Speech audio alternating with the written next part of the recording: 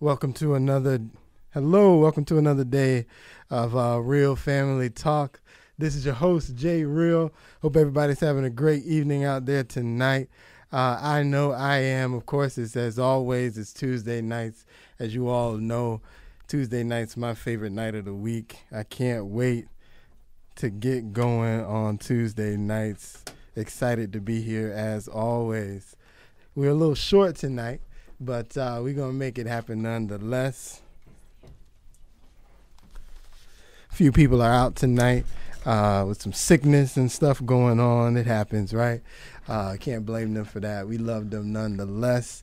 But I do have Miss McCrae's in the building with me tonight. How you doing, Miss McCrae? I'm here. It's lonely. All our people are gone. They sick, man. I guess there's sickness in the air, man. We rebuke sickness, though. We're not gonna be sick forever, but that's all right. That's all right. We're gonna make it happen anyway, Miss McCrae. The J Real and Miss McCrae holding down the Real Family Talk show tonight. But we're going to jump right in. A couple of stories that I saw over the weekend. We're going to get into some news stuff tonight. We've been having some guests come on lately. Been dealing with some different topics related with our guests and things. And tonight, I've kind of been missing. You know, one of the things I like to do is I like to talk politics. One, everybody knows that. The conservative brother, as they say. So I enjoy that. And I like to talk about the news, man. What's happening in the news? And we've been missing that for a couple of weeks. For the first few months of the year, actually, we kind of have avoided news and politics for the most part altogether. So for one evening, we're going to delve into what's going on in the news, what's going on in the political world out there a little bit. Remember, you can join these conversations. 407-894-1680 is the number. 407-894-1680 is the number. So first up, thing that caught my attention, there is a convention that happens, and I know us as black folk, you might know it happens, but it probably doesn't interest you very much, because it's from a political party that we really care not to speak on. But they have a convention. It's called CPAC. CPAC is the name of the convention. What it stands for is the Conservative Political Action Committee is what it stands for. And, for the most part, we have Republicans that are participating in this particular convention. And as usual, they had some incidents. One of the things, if you've kind of been watching the news lately, the Republican Party has been doing their best to try and re-strategize and focus themselves as being a party for everybody. So they're looking for ways to include or to reach out to blacks, looking for ways to reach out to Hispanics so that the next election, the blacks and Hispanics aren't voting over 70% Democratic. They want to reduce those numbers and get some votes for Republicans this time. So one of the things they did, they had this symposium, they call it, which, this right here kind of speaks to why they're having troubles. But they called it the Trump the Race Card was the name of this particular symposium that they were having at the CPAC conference. Trump the Race Card. And surprise, surprise, they had some issues trumping the race card at the symposium. Yeah. It doesn't surprise you. It really doesn't. But it was actually led by a black guy, the symposium, and he is what he calls himself a Frederick Douglass Republican is what he calls himself. And at the symposium, there was a young black lady who was representing a station from Russia, actually. Interesting enough, not American, but Russian. And at the event was a gentleman who brought a friend of his who just so happened to be, I think he said he called himself a white nationalist. And so to surprise or, not surprise, he'd had some not so positive things to say about segregation and things to that nature, which kind of got into this heated argument at what was supposed to be really this guy's opportunity to sort of, the idea was he was going to educate white Republicans on how to approach race when talking to a black person, so that you can kind of break that barrier and say, hey, the Democrats aren't this and that and so forth. But I think he went into it a little wrong himself. Some of the statements that he made that I found just kind of like, he said that, he says, I don't care too much he compared the Democratic Party as the party of the KKK. So right there, you're kind of starting off wrong, in my opinion. You know what I mean? Like, I'm not a huge fan of everything the Democratic Party does, and I understand the history related to the KKK.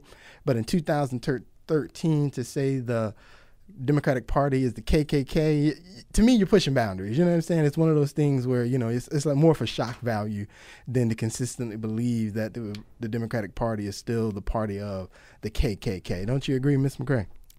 Yeah. I'm letting you talk. I'm just letting you talk. You let me talk. You let me get it out. These are your people. They're my people. Your people. Conservatives, Republicans, these your folks. These my folks, huh?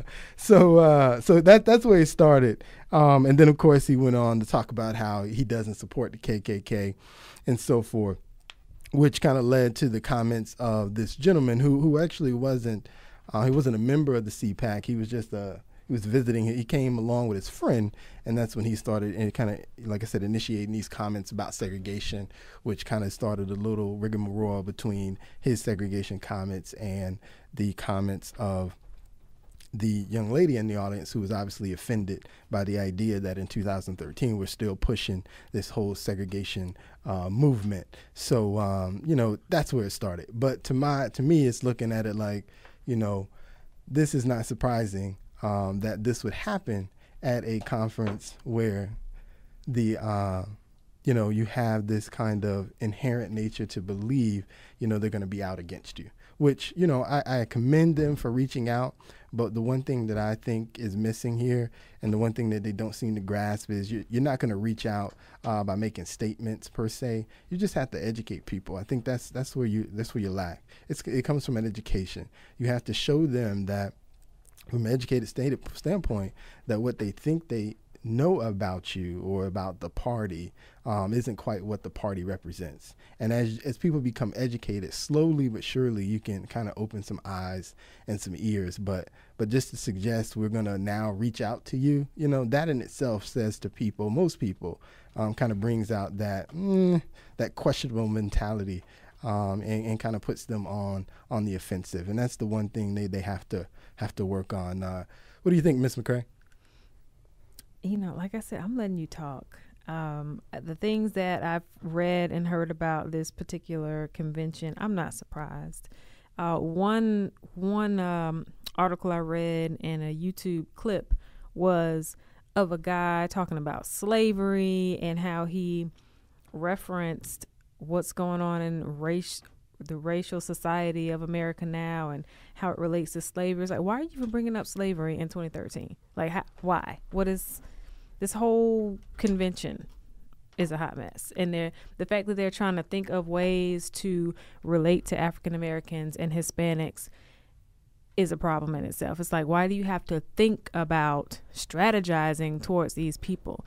If your views, if your politics, if your stances, if your opinions of these people don't change, you can be fake and say, we want to welcome and include all these people, but it's not real. It stands in your policies. It stands in your thinking. Well, and I think that's, like I said, I agree. I think that's one of the problems that they do have, is this idea that we're finally going to reach out to you, as opposed to just naturally. Like I said, I think it comes from an education point, and you can't force it upon people. You just have to keep educating them, be specific in what the issues are. And as people begin to listen and really, move away from their prejudged mindsets, you can then begin to open up minds. But this whole idea, we're going to strategize a campaign specifically designed to these people, right there is going to make people question you. The one thing I will give them, that they had a speaker that everybody knows, this man, Dr. Ben Carson. Dr. Ben Carson was one of the keynote speakers at the CPAC convention. Now, for anybody who does not know who Dr. Ben Carson is, there was a movie about this man, starring Cuba Gooding Jr. If I remember right, it was called the gifted hands, gifted hands, or gifted hands, something with gifted hands. But he is the black neurosurgeon at Johns Hopkins who was the first person to successfully operate on conjoined twins and separate them. And so now he's getting to the latter stages of his career. I believe he said he is retiring in about 120 days or something like that. So he's retiring this year. And for whatever reason, it started when he made a speech at the National Prayer Breakfast. And then from that speech, they invited him to speak at the CPAC convention because he's another black man who is now touting the ideas of conservatism. And so rightfully so. And, possibly, that, quote unquote, taking advantage of the moment, which you have to. That's what they do in politics. They take advantage of the moments. But he's touting these ideas at the National Prayer Breakfast, which was attended by the President Obama. He talked about how healthcare should be about forming healthcare savings accounts, which is something that sort of, and he kind of detailed the plan as how that would take place, which is a little bit contradictory to, of course, the Affordable Health Care Act. That was for you, Ms. McCray. The Affordable Health Care Act, it kind of goes against some of the ideas that were presented there. He talked about how the deficit was and how the need for fixing the deficit. And then he also laid out some plans relative to education as well, which all, in and of itself, as he says, he's not a politically correct man. So to make some of those statements was politically incorrect, being that the president was there, but he made them anyway. And then the most scathing remarks he had really came at CPAC at this convention, where he outlined four things that he thought should be done from the White House if you were going to try and cause a negative effect on the country. And the four things he named, he said, was the first one was to create division amongst people. The second one was to encourage a culture of ridicule when you don't like something someone does. The third thing was undermine the financial stability of that country. And then the fourth thing was weaken the military of that country, which he put at some of the four of the top things, he says, that are coming out of the current White House. He lessened it by saying, this is not an exclusive event to the current administration in the White House. We've seen this done over the years, but certainly it was a scathing remark towards some of the actions of our current administration. So I just find it interesting that Dr. Carson was what seems to be kind of randomly speaking on these events, being that he's never been in this political arena before. But interesting nonetheless that he is out there sort of touting something, that most people would consider counterproductive to the agenda at the moment, which is, of course, is lifting up the great President Obama. Isn't that right, Ms. McCray? Mm-hmm. The great and all-powerful President Obama. But CPAC, man, like I said, interesting things. I like Dr. Carson. Check him out. They have the YouTube videos are out there of both of his speeches from the National Prayer Breakfast and the CPAC convention. And, agree or disagree with what he says. I think he goes down as certainly, as far as Black history is concerned, one of those doctors that will go down in Black history. We'll be talking about him 50 years from now based on his accomplishments in neurosurgery. Another thing I thought was interesting that I read, he's received over 50 honorary PhDs throughout his career. That is amazing. Again, a Black man, first man to operate successfully and separate conjoined twins. Black history, agree with him or disagree with him, you gotta respect what he's done. For sure, politics aside, what he has done, his story, what he has done in his medical profession is outstanding. Like you said, we're going to be talking about him. If you don't know his name, you need to know his story because he's done some wonderful things. Politics aside, a few notes about him. He's made a few hints at he's about to retire. He's made a few hints at possibly going into politics. And one article is that they are trying to groom him for 2016. I don't know how true that is. Yeah, I read that too. I don't buy into that only because it seems for him this whatever he does is going to have to be ordained by God, so that if he doesn't feel God is pushing him in that direction, I don't see him moving in that direction, because clearly he's not doing it. There's no need for power, and if you listen to him in his speeches, he's not coming across as someone who is angling per se. He's coming across as someone that just wants to, as he says, tell the truth. Why? Because the Bible said tell the truth. And so, there's a sincerity in him, which I think is why people are being drawn to him so much, because of his sincerity, that you typically just don't get from people. Most people give you the person they think you want them to be, but you don't see necessarily the sincerity there. So we'll see what happens. He certainly seems like a man that's not going to do anything God doesn't want him to do. Like I said, if you listen to his speeches, he quotes a lot. He quotes scriptures, even in his speeches, to reference why he's saying what he's saying. So interesting guy, interesting speeches. Agree with them or disagree with them, I think you find what he has to say definitely, like I said, interesting. Yes, I see we have a caller. How you doing tonight, caller? Hello, Mr. J. Real. My name is Jimmy Shine. How are you, sir? Jimmy Shine. I'm doing all right. How you doing, Jimmy Hey. Shine? Oh, my goodness. Where have I been? Where have you been, Jimmy Shine? Oh, man, I've moved, brother. I've moved. I got out of Orlando, but I'm still... Uh-oh.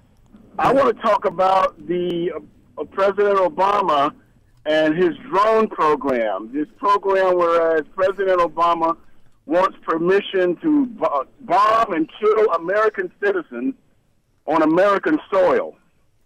Now, everybody in the book has been trying to avoid this subject, but I knew I could bring it up here. Go ahead, sir. Tell me about these drones, sir. Go ahead. This is a news night, so go ahead. Well, needless to say, I'm against it.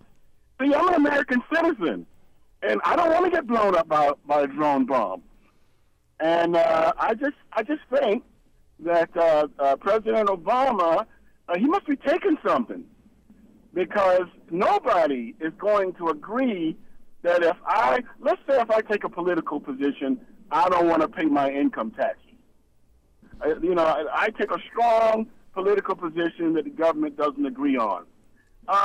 According to the White House, President Obama and his people might decide to drone bomb me. You know what I mean? Because, you're labeled this enemy combatant. That is the title, enemy combatant. And you become an enemy of the state.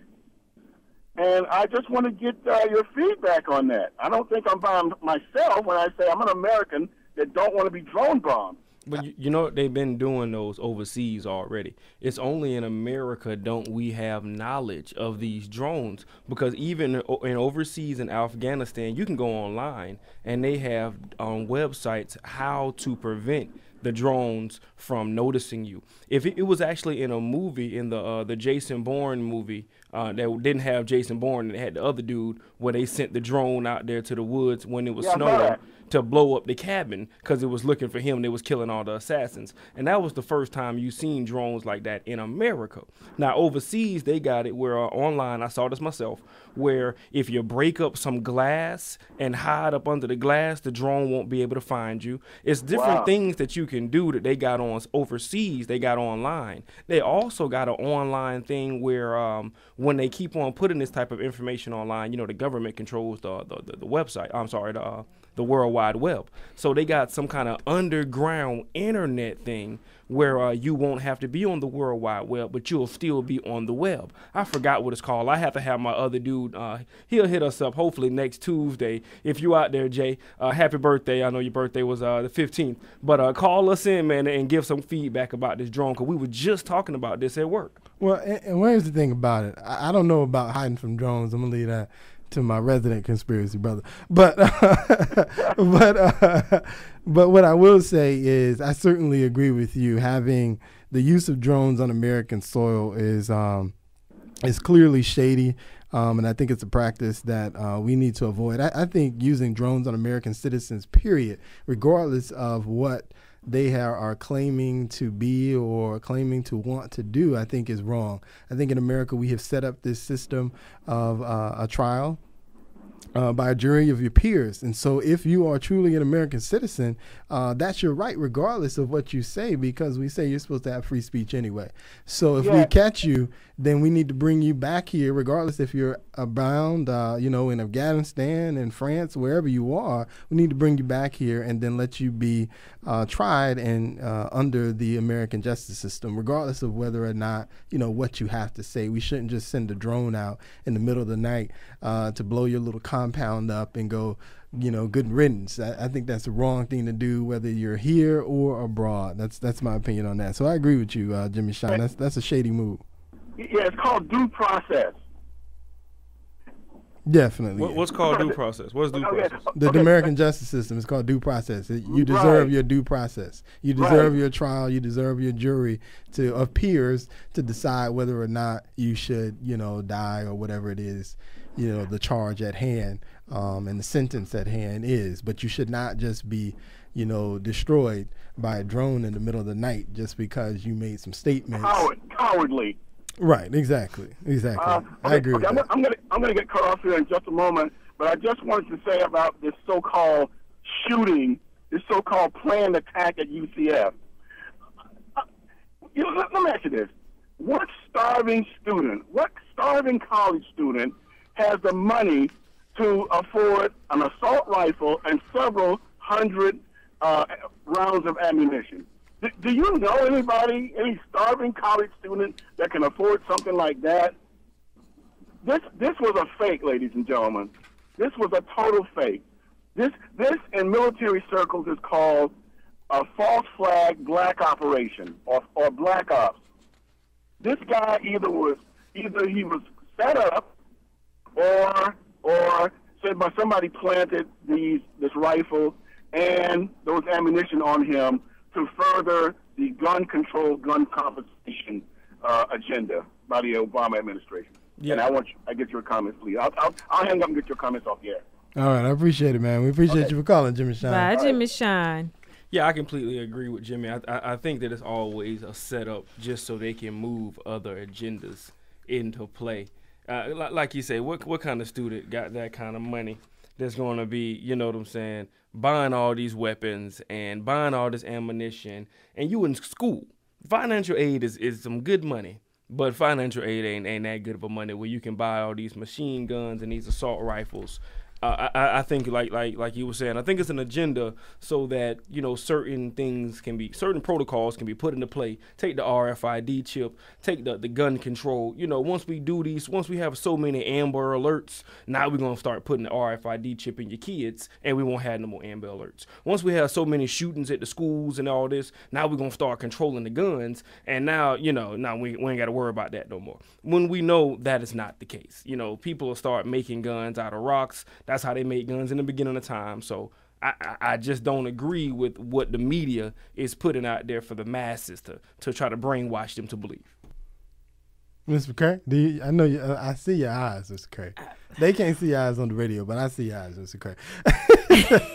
What did you want to say, Mr. McCray? No comment. I can't even. From what it sounds like, this young man out of UCF, for those who don't know, there was an incident. A young man killed himself in the dorms at UCF. Problem was he wasn't registered. He wasn't enrolled in any classes. So the key is, how was he still able to live in the dorm without being enrolled in classes? Like, you should have been kicked out, moved off campus, key returned. You can't be on campus if you're not registered in school. So that is something to think about. How did that happen? And from one article I read, his roommates, he was a weird kid, didn't really make eye contact with anybody until yesterday when he was threatening to harm himself and other people. And that's when his roommate then called 911 to draw attention to the whole thing. It sounds like it could have been a lot worse than what happened. I mean, he went and killed himself. That's what you do. Don't hurt nobody else. If you want to hurt somebody, hurt yourself and go on about your business. Don't hurt anybody else. Well, I'll be honest. I've read, I heard about the story, and I saw some of the news reports, but I haven't delved into it to either confirm or deny any kind of conspiracy involved with the case. But I know Brother Jimmy Shine is probably all Jimmy over that. Shine. And I know Mr. Micah King over there has probably read some stuff. So I'll leave it up to them to comment on the conspiracy point of view, and just say that I haven't read enough to know for sure whether or not that is the case. But I'm just glad that whatever could have happened didn't happen. And Exactly. if they set it up to kind of plan something in the future, I certainly wouldn't put it past them. But I don't know that is the case in this particular situation. So I won't comment on whether it is or it isn't. Well, let me ask you this. You don't know that President Obama is a bad president. But in your mind, that's just what it is. And that's how me and Jimmy Shine see the situation. We don't know that the government per se did this, but with all the evidence pointing at it, that's what we're going to stick with. Take the movie Universal Soldier. It's simple ways that they can put stuff in you so that they can control you to do what they want you to do. It was in the same thing as the Bourne Identity movie. That's what they was doing. They put stuff in you to control you, to make you go kill people. And that's kind of what I'm thinking that they're doing in these situations. And they're just trying to get control of the masses. And in order to get control, you got to first be seen about what we're trying to control. And I mean, I'm not a genius like they supposedly are, and I can figure out a way to do what they're trying to do. Well, like I said, brother, I'm not going to confirm or deny, bro. But I'm going to. But you a dog, the black president. Well, I can see what he's doing. You see what I'm saying? That makes no sense to me. We can see what the government is doing, but you can't see that. No, A I mess. can't see that. But I'll move on from that. A couple other things I wanted to get into tonight. And also over the weekend, there was Steubenville, Ohio. There was a case with some teens that got convicted of raping a young child. But the thing that really caught me about this particular case is some of the headlines that I saw to describe the case on some black websites, that is. One of the headlines I saw is Lessons Learned from Steubenville Rape Case. That was one headline. The other one I saw was a wake-up call for young black men.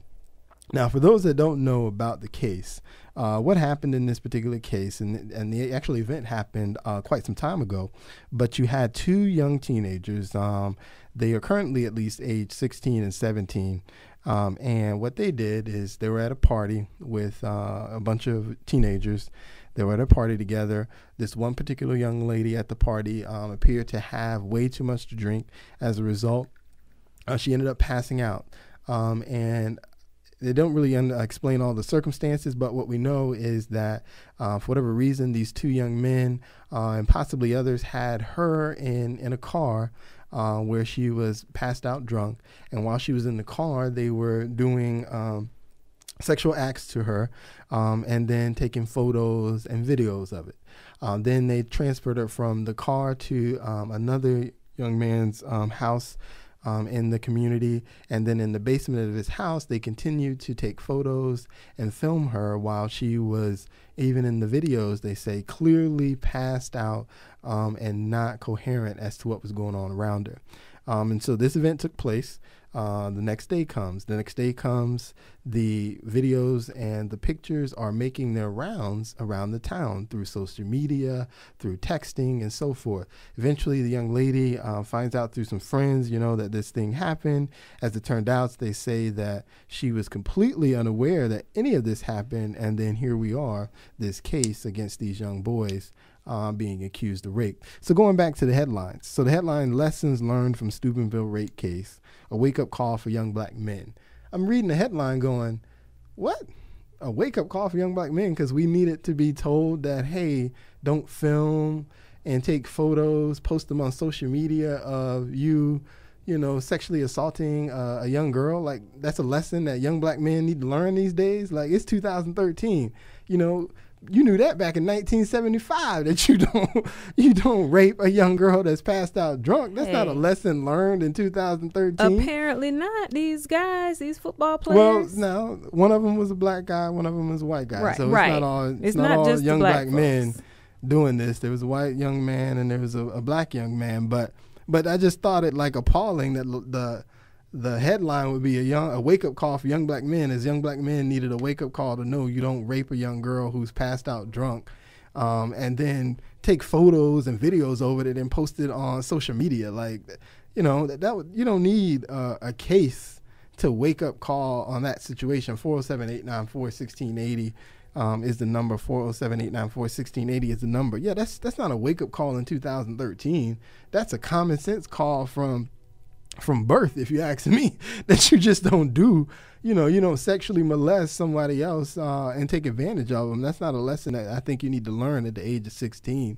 That's a lesson you knew at that moment was wrong. You just continued to do it because you probably, too, were intoxicated drunk yourself and just thought it funny. They talked about the culture in the city.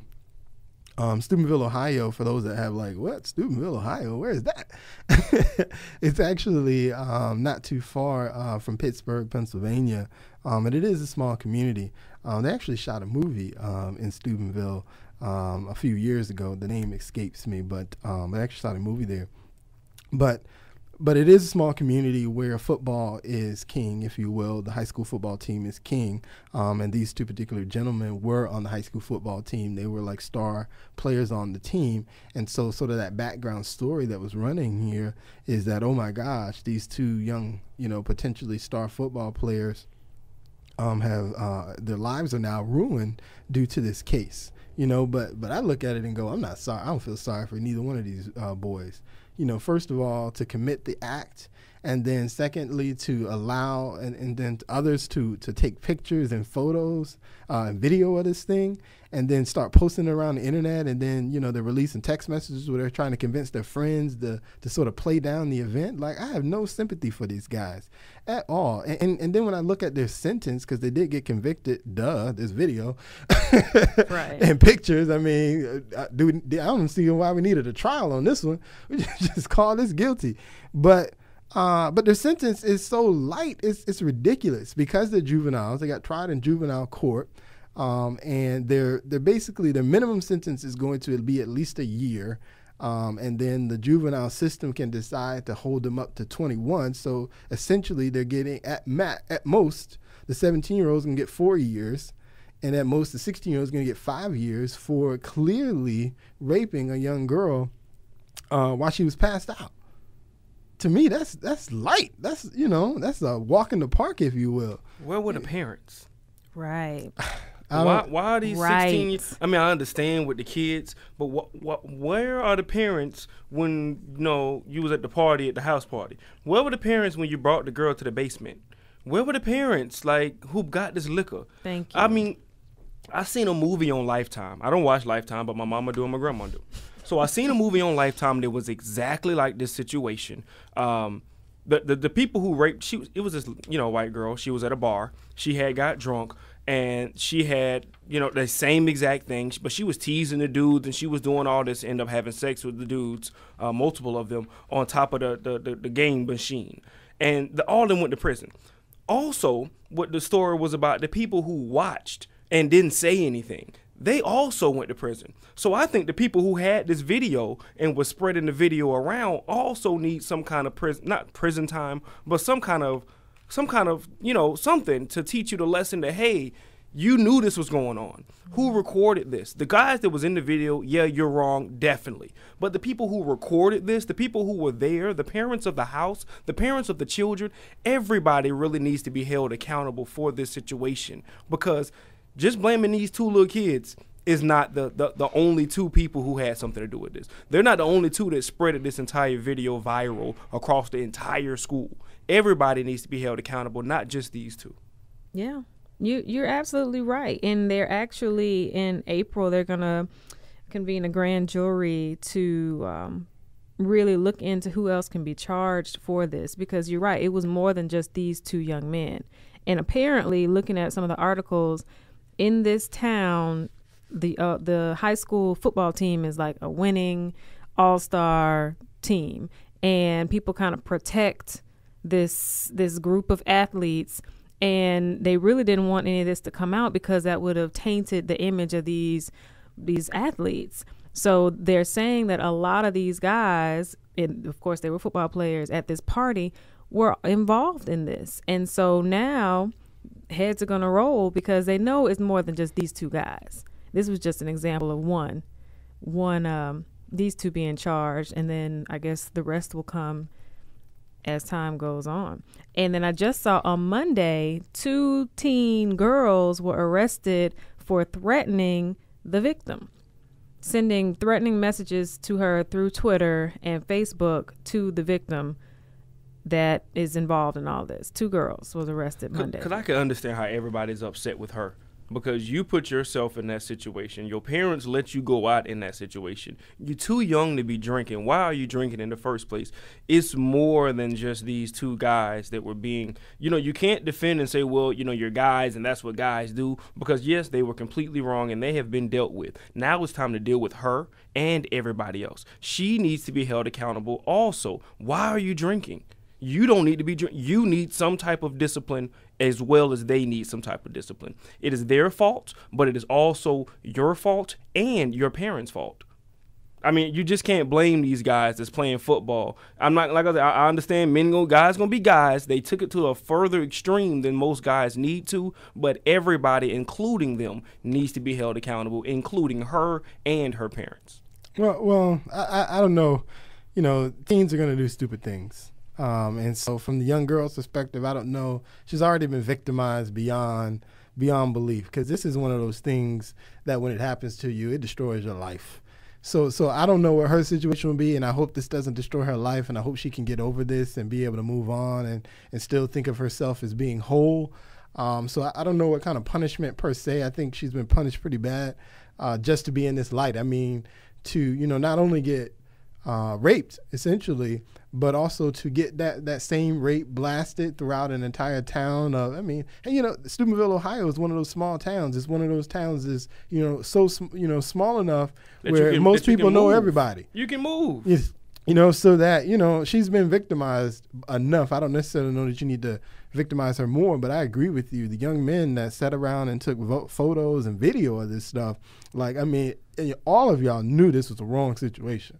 And for nobody to step up and be like, hey, I don't care if these 2 young men were the star players on the team. Somebody be like, hey, man, you can't do that. Right. You know what I'm saying? Or at the very least, you ain't going to do that in front of me or something. Right. But so hopefully those gentlemen that took the photos and the videos, hopefully they'll see some kind of trouble themselves. I agree.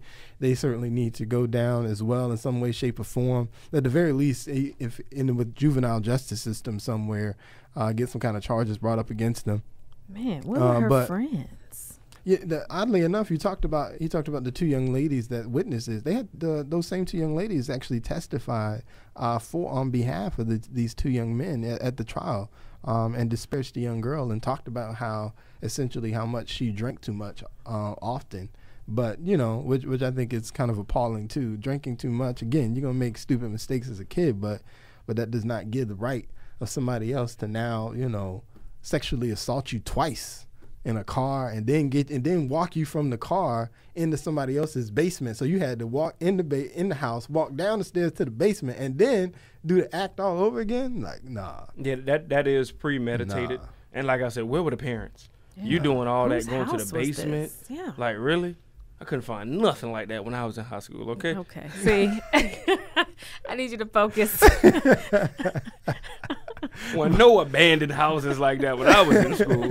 What in the world? Well, like I said, it's a small town, so they probably parents had to be home. Have a little bit more freedom, perhaps, because of thinking they maybe now are going to do and that's probably what it was. She probably already had a reputation. You are not going to be in that situation and not have a reputation for, like you say, already drinking, already being fast acting, and everybody already knows that's how you are. But since it went to the extreme of the videos and the pictures around the school probably already knew you was like that. But now it's videos and pictures. Now it's like, okay, we have to take some form of action.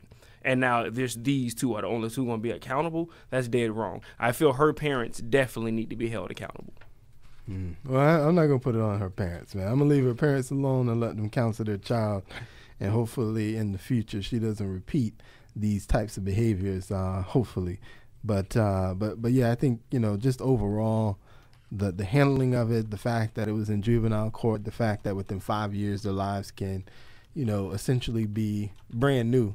Because at 21, you still got plenty of time to get your life together. But I just think it's unfortunate that the sentence was so light, in my opinion. I think In this particular case, the sentence should have been a lot harder. It should have been trialed in adult court, and they actually served some a nice amount of years for an act like this. I disagree. That's just my personal opinion. I completely disagree. You have to learn. And they were young. They was in a situation where she drunk. What we gonna do? We gonna help her get home, or we gonna do what they did? And they made a bad decision. 5 years would definitely help them learn. That was a bad decision. I'd have messed up my entire life. Now, at least I'm 21. I can start over from that bad decision. Now, I don't think they should be punished beyond that. They'll be registered as sex offenders as well. Yes. For the rest, Yes, of, The rest of their life. I think 5 years is good enough. I really think their parents and the other girl parents need some talking to. So if this was your daughter, Uh-huh.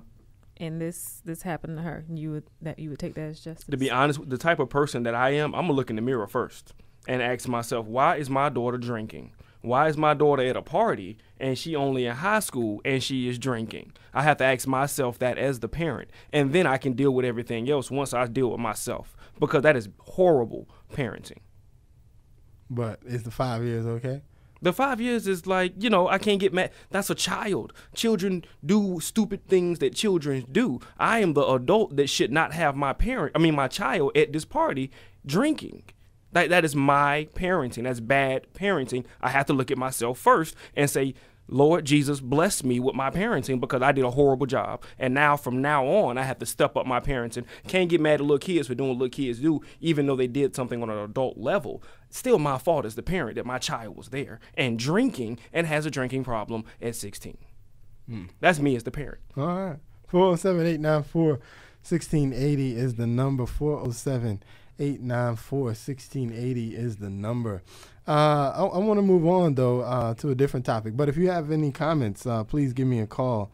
But something that's kind of been prevalent on television these days, I don't know if anybody's watching, but the Bible. Is anybody watching the Bible? I haven't watched it yet. The I'm Bible waiting. I'm letting it series? gather so I can watch it like back to back to back to back. You don't have that kind of time. You need like a whole day to watch it back to back to back. I got none but time.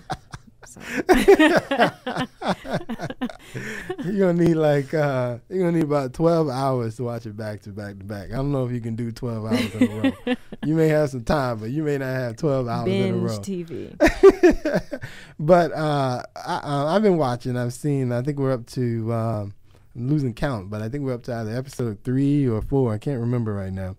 But been keeping contact with it. Let me know what you think. 407-894-1680 is the number. 407-894-1680 is the number. What is it about? It's about the Bible. The Bible is it's a mini series created oddly enough by the gentleman who did Survivor. Him and his wife got together, and they thought, with today's technology, how awesome would it be to create the stories of the Bible in a miniseries to show people, kind of put that live action view on the things that, as Christians we read the Bible. And so they're chronicling from the beginning, from Adam and Eve, and it'll take you all the way through at this point, they've kind of gone all the way through the Old Testament. And they're beginning to move into the New Testament. They saw the birth of Jesus at this point, and as of the last episode that aired on Sunday, Jesus is now an adult. It's at that point where he has recruited his first disciple, Peter. They didn't show that him and Peter have officially joined, but they showed him and Peter at fishing, and showing Peter where there was no fish, there is now lots of fish. In order to basically, show Peter. They're telling you the same stories they're not going deep, like, I don't want to go there. It's a lot of deep stories that nobody ever talks about in the Bible, and that kind of disappoints me about some of the pastors. Well, no, I mean, it is a mini series that I think there's 9 parts to it. So there's not, hoo-ha amounts of time to really delve into deep. So they're really just like I said, they're covering the main ideas of the stories that people know, and then putting them into action so that you're bringing life to this quote-unquote big book of words. But so far, it's been very interesting. The first episode dealt with the beginning. First the beginning, 7 days. They dealt with the creating of Adam, the creating of Eve, taking them through the.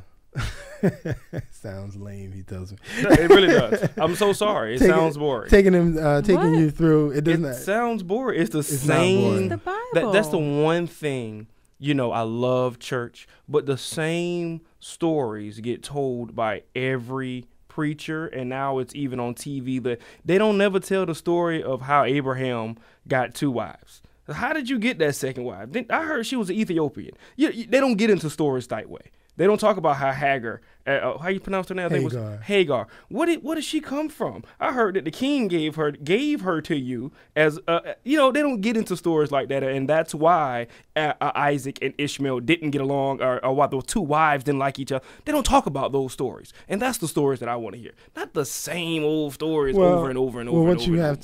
Well, if you look at it, they do get into why Sarah and Hagar, or Sarah didn't like Hagar. Hagar didn't have a problem with Sarah, but why Sarah didn't like Hagar, why Hagar and Ishmael got sent into the woods. They do get into. I mean, obviously they're doing all of this in 2 hours, so you can't delve deep into every single story in the Bible. You can only scratch the surface of why you're there, which is what they're here to do. It would take you years to really break down the true story of how the Bible came together, but you can put into perspective what happened in the Bible, which is what they're doing. And I've seen it.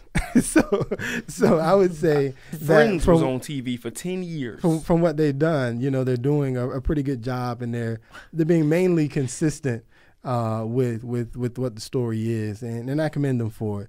Some of the things that I noticed, though, one of the things I noticed about that first episode is how the women in that first episode were leading the men astray in some ways. And then I commented to my wife, which she got on me for. Right. That's what you picked up from that particular episode? Right. I did pick that up from that particular episode. Okay. You started with Eve, then they brought in Sarah, then they brought in Lot's wife, were all displayed in this first episode. And again, I thought that was pretty interesting. I see we got Sister Johnson on the phone. How you doing tonight, Sister Johnson? Oh, this is not Sister Johnson. No, this is not Sister Johnson. How you doing, Brother Sorry John? about that, Sister Johnson. What's going on? What's your comment, brother?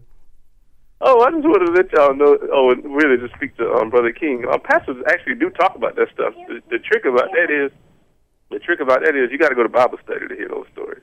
They might not necessarily talk about it on Sunday, but like you said, those are stories that are more in depth, and he's explaining. Correct. So that's stuff that gets covered in Bible study, not on Sunday morning. Well, I'm on the radio on Bible study night. Tuesday, I'm on the radio. Oh, but all churches don't have Bible study on Tuesday. Some have it on Wednesdays. What church do you attend, Sister Johnson, so I can come to your church and check yours out on Bible study night? We appreciate you calling, Brother Jeremy. But I agree. Like I said, but what you have to remember too is because especially when you're talking about a Sunday morning sermon, a Sunday morning sermon is not going to typically delve deep into the Bible. It's going to delve deep into the concept of what they were trying to bring across and whatever story was being used to make a point.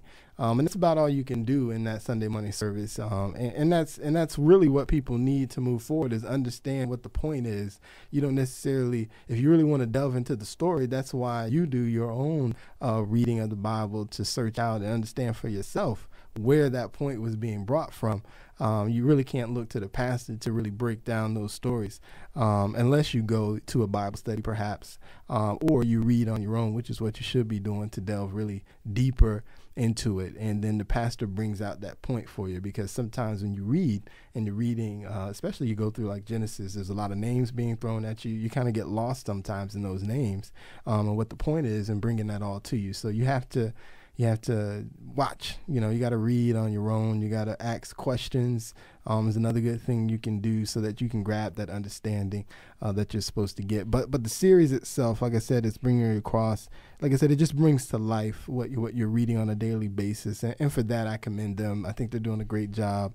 One of the criticisms that's been really popular the last couple of days is, of course, Satan is in the miniseries.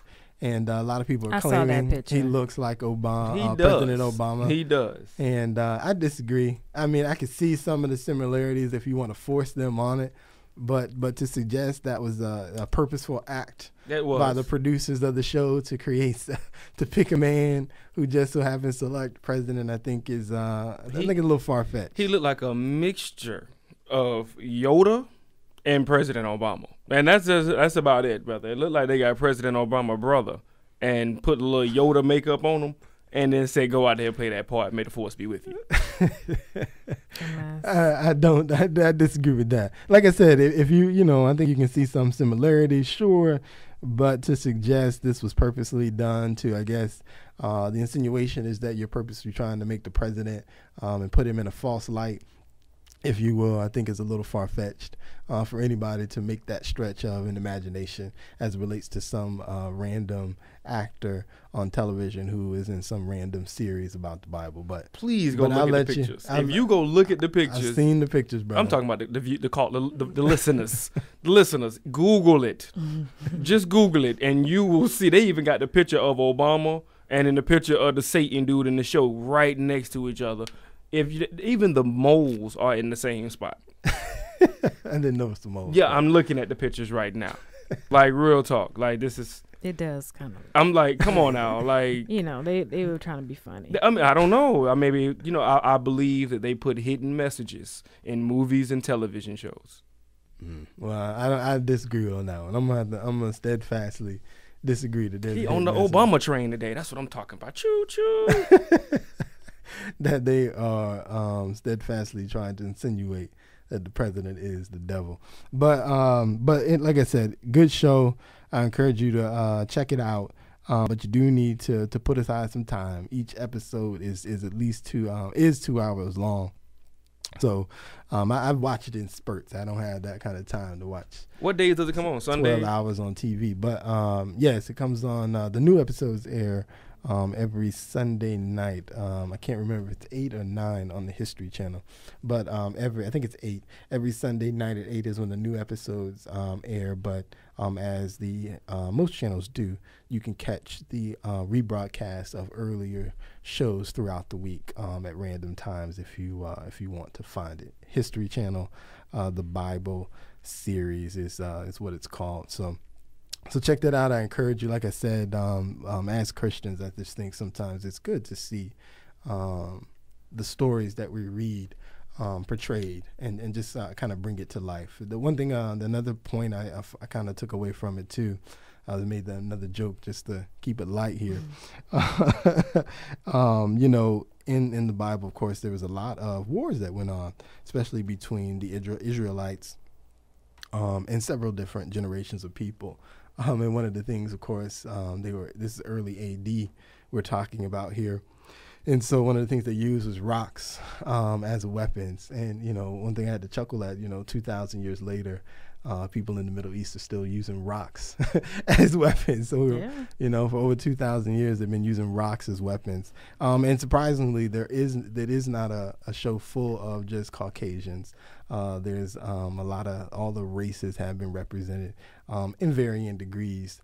Not just slave parts were given to the black folks and things of that nature. So, because that was one of the things I was thinking about before I watched it, and then I was surprised to see that wasn't the case. What do they do to casting it? Do they have a special casting for this? That's what I want to know. I have no idea, brother. What else was in Africa besides black people, though? That's what I want to know. Yeah, Back then, what else was in Africa?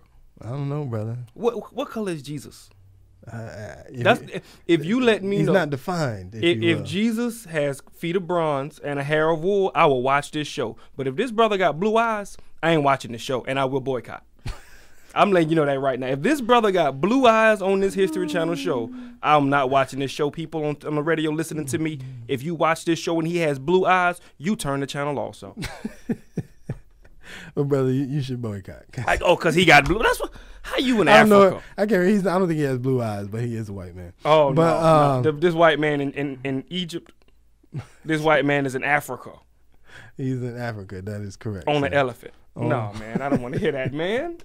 Seriously, that's the main reason I don't support these type of shows. I'm not getting into because they're not Jesus' race. They're not correct. How you gonna say Passion of Christ is one of the most correct movies in the Bible time about the Bible, but you got this white man with blue eyes? I don't understand that. Like, come on, are you serious? Like, nah, man. Things to that nature kind of irk me. I'm not for sure if I'm the only one, but if I'm not, give me a call, 407-894-1680. But I just, that kind of bothers me that all these people in Africa got blue eyes. And it's not South Africa either, it's Africa. Well, you know, again, the story is going to be told from the point of view of the people telling the story. And at the end of the day, the story, who portrays the story is not is not important relative to the meaning of the story. So let me get this straight. Because the color of people's skin has been distorted since the beginning, and even telling these stories. So, you know, we already know that they're not going to portray them according to what, you know, if you read the history, if you will, is going to portray them as. And that's neither here nor there, because at the end of the day, what we're looking at is the point of the story. And you can get caught up in sort of missing it or boycotting it because they didn't make the people the color that you think they should have. But you're missing out on the point, which is, again, the overall point of the story, So what you're saying is the overall plan put into action. If the Cuba Gooding Jr. movie had a white man playing that doctor, it would have been A-OK because it's the point of the movie, correct? So now we take it back to Dr. Carson. Mr. King, Mr. King. And to answer your question, no, that would not have been correct. That would have been a problem. How you doing tonight, Colin? Oh, I'm wonderful, blessed, and highly favored. Oh, awesome, brother. What's your comment tonight? I was listening to what the gentleman was saying about the point of the story not mattering, but so much because it's the point of the story being because it's about the message behind Christ and all that. But what if the point of the story also has something to do with educating people to view themselves a certain way? And images are very strong and very powerful. So if you put an image of a blue-eyed Jesus in the masses' face, don't you think that will have an impact on their psyche, how they view themselves? Exactly. A major impact. Keep speaking, Brother Ward. Well, I got to cut you short, Brother Ward, because we're going to be going off air in a couple of minutes. So I thank you for calling, and I'll respond to you. But I see your point, but I disagree that this one particular short miniseries is going to have that profound effect on people who are already educated enough to know some of the history that has kind of been misrepresented. And I don't think those that are unaware are going to be that affected to the point where they're going to start thinking less of themselves or different of themselves because of the portrayal of Jesus in this miniseries. I think that's delving too deep into the message. At the end of the day, what this is about is simply bringing some of those stories that we read into life so that people can have more of a connection to the story. Bringing in race is one of those things that's clouding the message, which is the overall points of the stories, the overall lessons to be learned from the stories, not so much who is portraying them. So you saying if it was a white man and not Cuba, it would have been A-OK. That's what you're trying to say? Nah, brother, I already disagree with you. Agree with you. It would have been a problem. But when nonetheless, Jesus, okay. But nonetheless, we've been dealing with this long enough to understand the difference, I think. And for those of us that don't, a simple education can wrap that message up. But I appreciate you for listening this week. This is Real Family Talk. This is your host, Jay Real. We'll be here next week. Hopefully next week we'll have a guest, waiting on some confirmation on that. And we're going to delve into some little more issues, a little more relative to helping people out. But we'll see how that goes with our guests. Yes, it is WOKB 1680 AM. Remember, you can find us on Facebook, Real Family Talk. You can find us on Twitter, Real Family Talk. Check out the website, realfamilytalk.weebly.com. Thank y'all for listening this week. We'll see you next week.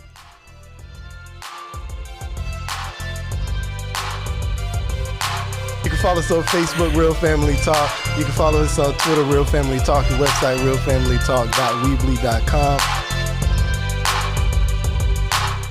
WOKB, Winter Garden, Orlando.